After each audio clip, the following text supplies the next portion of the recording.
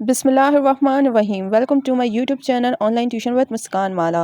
अस्सलाम वालेकुम my dear friends, कैसे हैं आप सब? उम्मीद है कि आप सब ठीक होंगे। मुस्कान माला है फ्रॉम माला मोंटेसरी। सो आज का हमारा टॉपिक है bank reconciliation. Bank reconciliation statement जो कि first year and ADC part 1 दोनों के कोर्स में इंक्लूड है।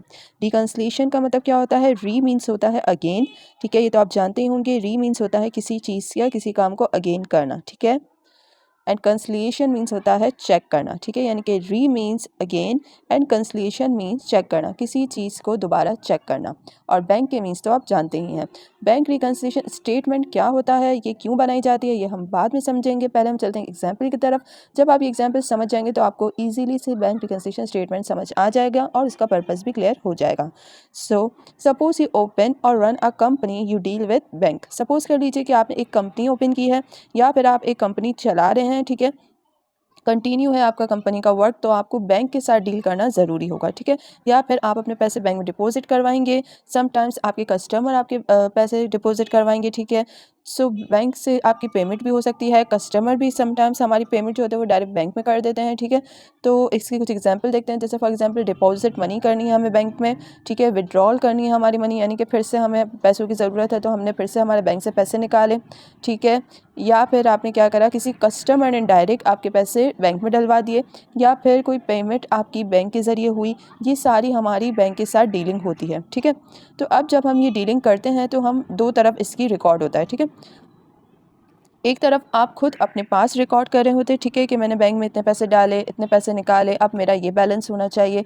और एक तरफ बैंक वाले अपने पास इस चीज़ को रिकॉर्ड कर रहे होते हैं, ठीक है। दोनों तरफ ये रिकॉर्ड होता है। ये दो कॉलम आपको नज़र आ रहे हैं, ठीक है। फर्स्ट कॉलम है हमारा कैश बुक, ठीक है, एंड सेकंड कॉलम है आपका बैंक बुक।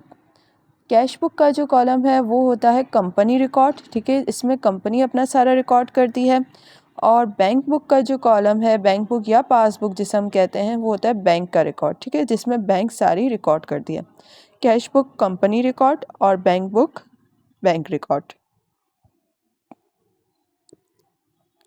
अब इसे समझते हैं एक एग्जाम्पल से। फॉर एग्जाम्पल आपने 30,000 रुपये बैंक में डिपॉजिट करवाए, ठीक है।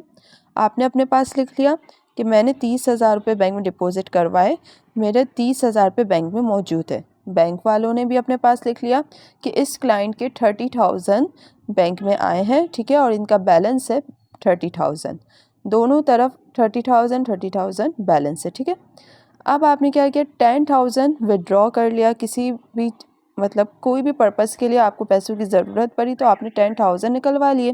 तो आपने अपने पास भी रख लिया कि 10,000 हमने निकाल लिए हैं, और बैंक वालों ने भी अपने पास लिख लिया कि 10,000 इस क्लाइंट ने ले लिए हैं, ठीक है। तो अब दोनों तरफ आपका बैलेंस हो गया 20,000 एंड 20,000।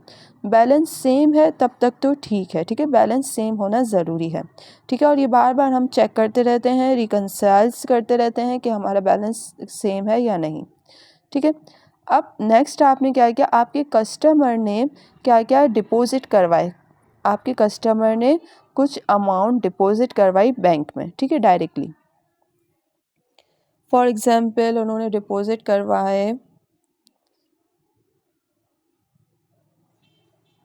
10,000, ठीक है। फॉर एग्जांपल आपके कस्टमर ने डिपॉजिट करवाए 10,000। तो आपने अपने पास बैलेंस लिख लिया कि मेरे 20 पहले के थे और 10,000 रुपये मेरे कस्टमर ने डाले, तो अब मेरे हो गए 30,000, ठीक है।